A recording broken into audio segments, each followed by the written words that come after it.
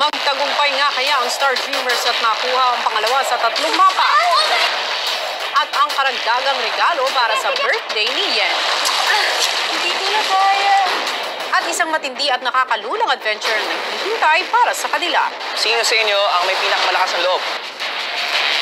Mahina pa ba loob mo? Ituloy na natin ang exciting na Big Island adventure dito lang sa TVV 8.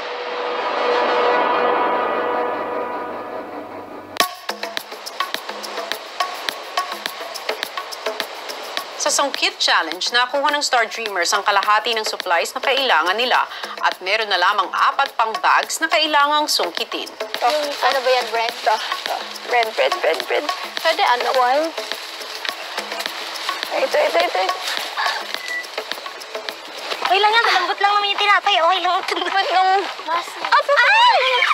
Oh my God! Love it. Oh my God! Oh, sorry. Okay lang. Sorry. Okay lang. Kung nakakarami na ng bag ng pagkain ng grupo ng taga-sungkit, problemado naman ang Star Dreamers na nasa bangka. Yan. Palayo yan. Huwag masyadong sobra. Baka ano din naman tayo eh. Hindi mo lang saan, hindi mo na kaya. Sige. Kasi ganito. Pag pa dyan, bababa ulit tayo. 1, 2, 3. Kaya mo isaako doon? Akyat? Medyo pagod na rin nga po kami. Wala na po kaming masyadong force. Ay! Ang hirap. At ng oras na ni Keisha para muling sumampa sa bangka, Hindi ko na kaya. Kaya. Sige, tama. Agwan? Teka, wala nang control to. samantala ang grupo ng taga-sungkit nakita na ang susunod na bag na kailangan nila. Taas! Wait lang, Grabe, ang taas! Ayun! Good job! Mabuti kung naputol siya. Shami, ikaw mag-push. Push. Sa gilid. Push! Ayan na, lulusot na. Ayan na, alalay, wait lang. Malalaglag. Oh my God! Dahan. Kuha. Isa po sa mga pinakamalakas na nakatulong sa challenge na to is si Shami po. Kasi matangkad din po siya. Then, may strategy din po siya sa panungkit. Sa pang-7 bag ng Star Dreamers, nahirapan ang mga ito dahil sa taas ng kanilang susungkitin. Need pa ng isa. Ipasok mo sa loob. Wait. Kailangan ng mas matigay. Sige, ako nakakada. Wait, hanap ako ng mas matibay. Si Narcy may naisip na paraan para maabot ang bag ng pagkain. Okay. 1. Oh my God! Di ba nalilipat yung bato? Narcy picked up Shami and it still didn't work well. So then we tried to push the rock to the place where to get the bag. Kaya? Yeah. Ready? 1, 2, 3. It was very heavy. Hindi siya natatanggal. Okay, ready? So, kailangan pataas. Wait. Habang nililipat ang bato, si Shami Kahit dito lang. Oh my God. Malapit na siyang makuha, ate. Tingnan mo. May ginawa ako sa ano. Wait, kailangan... Oh my God! I love myself! Kaming dalawa ni Ate Angela kasi kami lang yung matataas doon. Tapos si Ashley at si Narcy, sila yung tigahawak ng mga nakuha namin ng nabag. 1, 2, 3, 4, 5, 6, 7. Isa na lang. habang hinahanap ang huling bag ng pagkain, ang kabilang grupo naman Meron talagang isa, mag-swimming. Hindi, bababa ulit ako. Oh! Shoot, please! Mas lalo po kasi lumalakas yung hangin, tapos parang nangihina na po yung braso po namin, tas yung legs po namin. Wala, kaya na lang natin yan. Ang lapit na. Ang lapit na talaga yan. kahit hirap sa pagsagwan, ilang sandali pa ay nakarating na rin sila sa kanilang destinasyon. Pre, ikaw. Uy! Go na doon. Pagdating namin sa isla po, yung challenge po namin is kukuha yung mga 16 na crablets So yung diskarte po namin is maghihiwalay-hiwalay po kami. May crab ba dito? Yung totoo. Piling ko wala. Saan tayo mayroong crab dito! Ako po yung una nakakita ng crablets. Kasi may nakita pa akong mga rope. Kinuha po namin, tsaka hanap po kami ng ibang net. Nandito pa! Isa! Dalawa lang po. Tatlo. Wala lang oras. Doon din po nakasalalay yung kakainin namin. Yung nakasalalay din po doon yung parte ng isang buong mapa na kailangan po namin para makuha yung key. At saka po, most especially, yung birthday gift namin para kay Yen, yung cake niya po, para mapasaya siya since palagi niya po kami pinapasaya. Samantala, tuloy pa rin ang paghahanap sa huling bag ang grupo ni Angela. Sila lang. Ayun! Oh my God! Ayun! I love you! Magpakita ka din sa akin. Hard to get yung isa. Yan! I love you! Oh my God! Sobrang saya po kasi nakuha po namin lahat ng bags. Sa kabilang grupo nang makumpleto ang kanilang hinahanap na alimasag, Be, matusok kayo nito! Out. One. Put sa akin.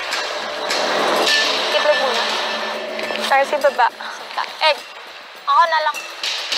Sa baba ka na, Narcy. Although we only had the rope to go down po, and the stones were very stiff, so you could slide anytime if you weren't careful. Hindi ko na kaya. Ito. Taas! Wait lang. Kahit po ako napapagod, nahihirapan, pinilit ko pa rin pong tapusin yung challenge. Kung sakasakali man po akong magpapatalo sa nararamdaman ko pong kapaguran, lahat po ng kagrupo ko pong maapektuhan. Wala na tayong oras. maya-maya pa, Bumabalik ka nito!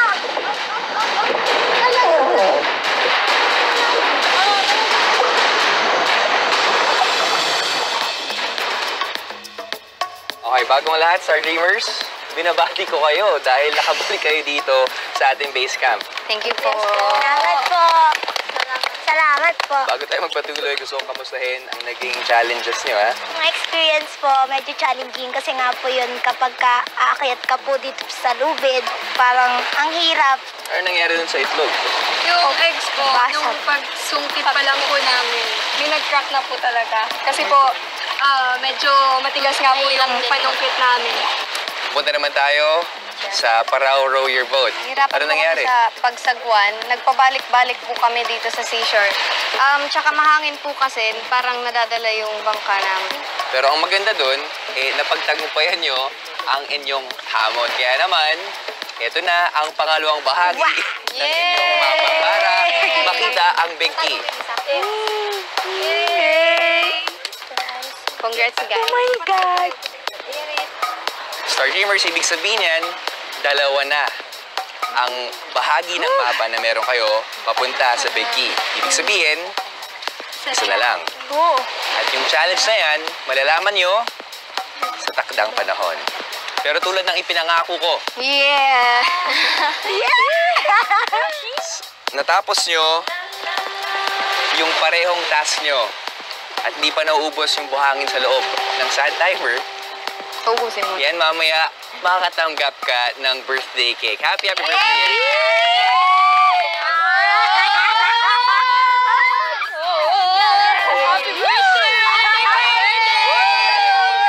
matapos ang challenge, ang Star Dreamers agad na naghanda ng pagkain. Oh, may tinapay. Tinapay yun ba?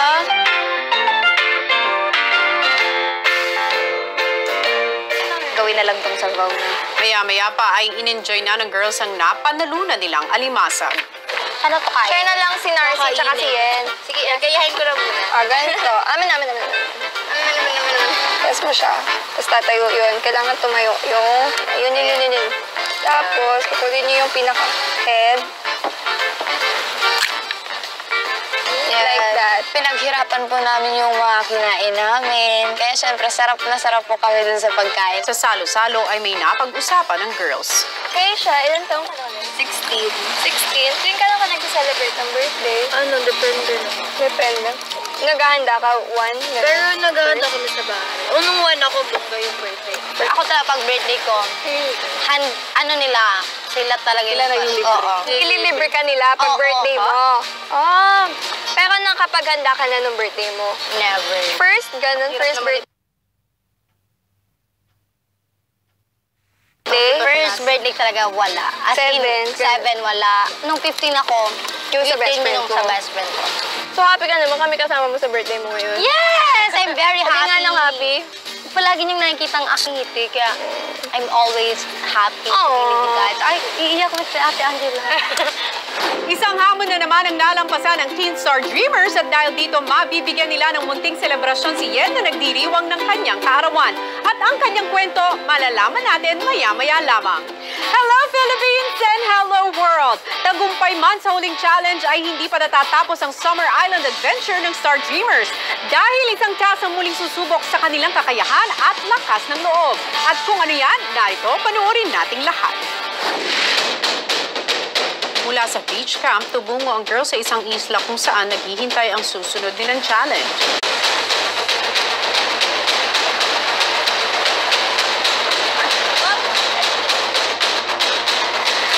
Kwentuhan muna tayo. Gusto kong malaman. So far, kamusta ba yung Summer Island adventure niyo dito sa 100 Islands?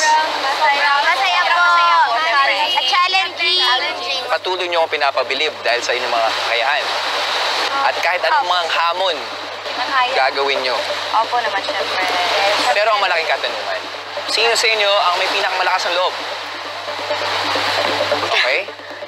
Please arrange yourselves mula sa pinakamalakas ang loob hanggang sa pinakamahina ang loob. Dala-dala ang inyong mga box. Second. Saan ako? Third ako, third. Ikaw mauna. I think Third ako, ate. Sheena, hindi, pangatlo. Yung nag-decide po talaga sa ranking namin ay si Ate Angela at saka si Yen. Feeling ko po, nag-decision po sila sa mga lakas po namin sa mga task na ginawa po namin. Pangatlo po ako sa rank. Siguro po, sa bawat challenge po talaga, ginagawa ko din po yung best ko para may maiambag po ako. Deserve naman po ako sa spot na yun.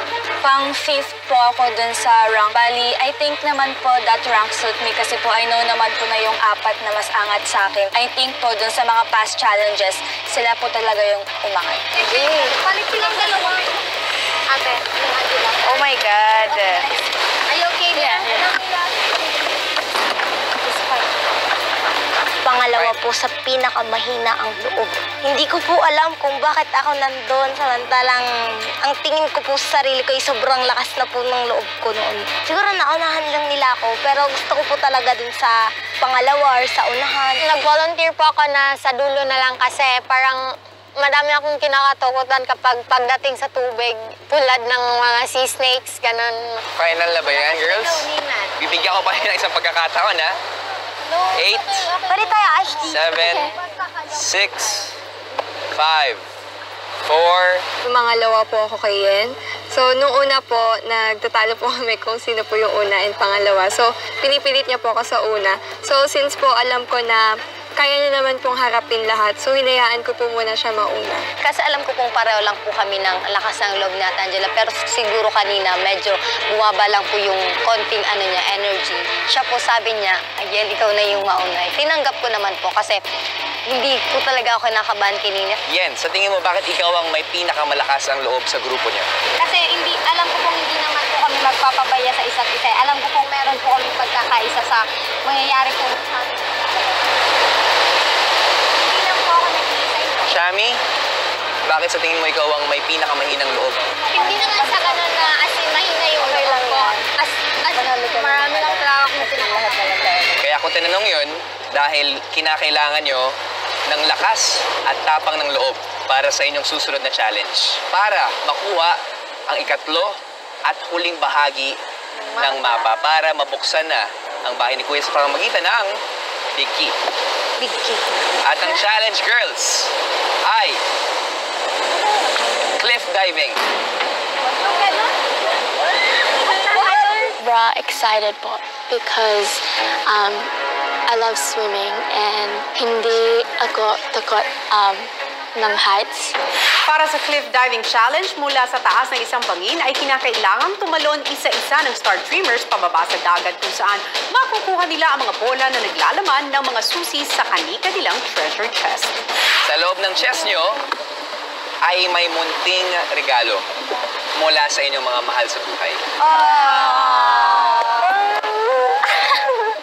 At bilang yon, merong ikasyam na bola. Ang nilalaman nun ay isang susi na magbubukas sa chest na to na naglalaman ng ikatlo at huling bahagi ng inyong mapa para makita na kung nasaan ang big key. At ang makakakuha nun ay ang huling tatalon mula sa bangin. OMG! Parang kinakabahan po ako ng mga 100%. So, kakayanin ko yung best ko. Mula sa pinakamatapang, mula sa Susunod! Sino sa inyo ang may pinakamalakas ng loob? 1, 2, 3. Nangangatog na, oh.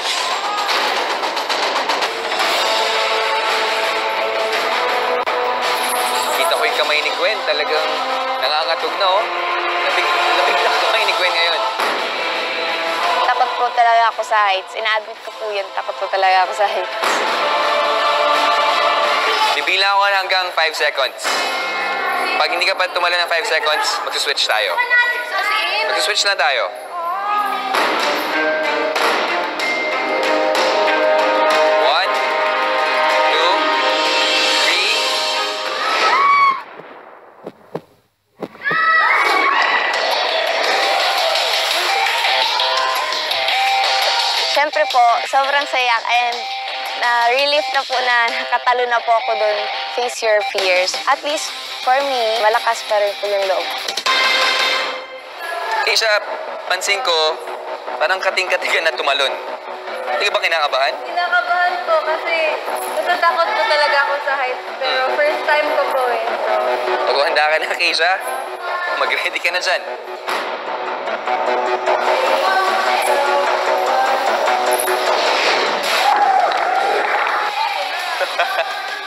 motivated po ako kasi yun nga po, gusto ko po talagang makuha yung gift po galing sa parents ko.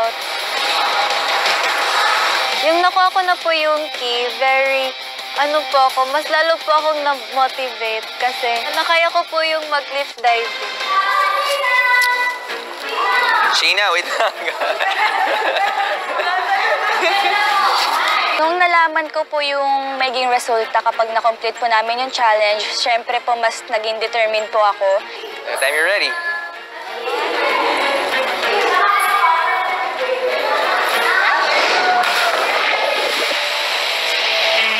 Sobrang saya ko na po kasi po nag-succeed na po ako sa challenge. I know po na lahat po ng challenges, kapag ginawa ko po yung best ko, maging worth it po siya sa dulo. Sumunod na sumalang ang Adventures Angel ng Australia na si Ashley.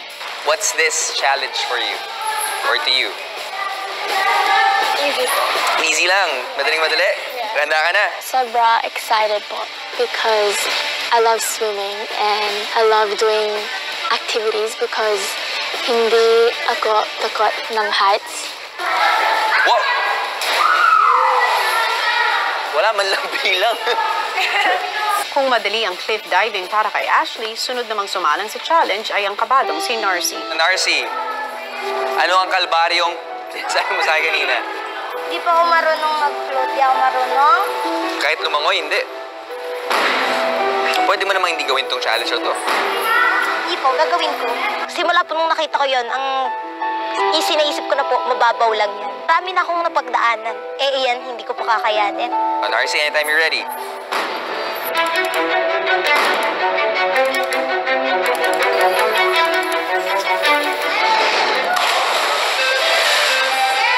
Narcy, napakatapong mong bata. Sinagawa mo. Isa pa, hindi ka naman nalunod. Safe ka pa din. At lulutang ka talaga, kahit anong mangyari. Kasi ang taba mo. Ha?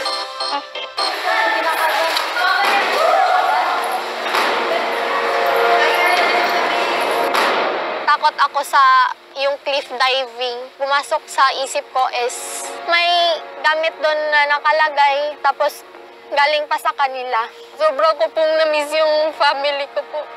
Kasi yung gamit na yun is mahalaga kasi galing sa kanila.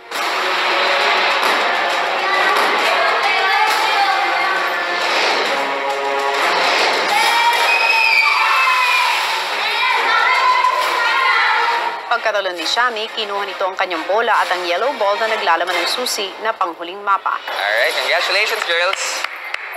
At nang makuha ang lahat ng floating balls, ay agad silang lumangoy pabalik sa pampang. Leto na po kami sa baba. Nung palabas na po kami ng caves, ang naramdaman na lang po talaga namin is saya. Kasi sobrang saya po talaga na feeling mo na-accomplish nyo po as a group yung lahat ng pinagawa. Lahat po kami porsigido and lahat po kami focus po kami sa goal namin. So madali po kami magkaisa, madali po namin makabuo ng strategy sa bawat challenge na ibibigay po sa amin. Si Shami agad binuksan ang big treasure chest. Sobrang masaya po ako kasi parang yung lahat ng challenge na pagtagumpayan mo.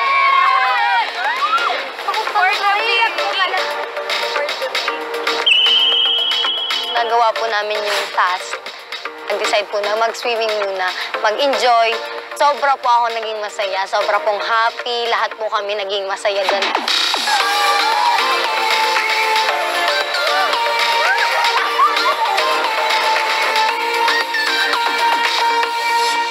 Ang bawat isa.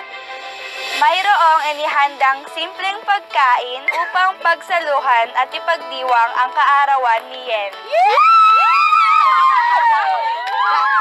Yan ang pinakamasaya na kami talaga. Ever since po talaga, pinangarap ko pong mag-birthday po ako ng may mga handa. Siyempre, simula po nung 1-year-old po ako. Sa tuwing sasapit na po talaga yung birthday ko, ubos po talaga, as in walang-wala. Natupad na rin yung pangarap mo na mag-celebrate sa dagat na may bago pang kaibigan. Kaya sobra pong saya. Habang nag-e-enjoy lahat sa pagkain, May pa-gift pa na cake, tapos may hotdog po. Doon pa po mas naramdaman ko po yung presence na love po nila sa akin. Happy birthday to you! Happy birthday, Ate Yen! Happy sweet 16! Thank you. Hindi kasi, Pag minsan kasi ganyan yun. Oo, birthday daw. Oo na. birthday daw, tradition na kasi.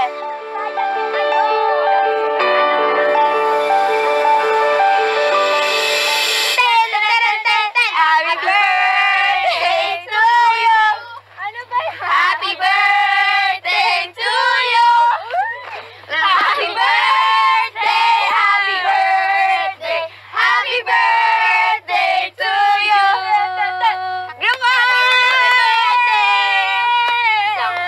Ano dagat ako? abangan bukas ang pinakaabangang pagdating ng Boy Star Dreamers sa isla. Ang tripster tropa ng Camarines Sur, MJ! Ang boy masigasig ng Nueva Ecija, Badit! Ang prom delivery boy ng Lucena, Alfred! Ang Captain Ball Cutie ng Davao, Lance! Ang Pants Acoustic Kabalen ng Pampanga, Jeff! Ang German Wonder Boy ng Leyte, Mitch! Ang kulit tisoy ng Davao, Tan! Ang responsableng rising sun ng Japan, Shoichi! Isa-isa na natin silang makikilala. Kaya naman tumutok lang sa Big Island Adventure dito lang sa PBB 8.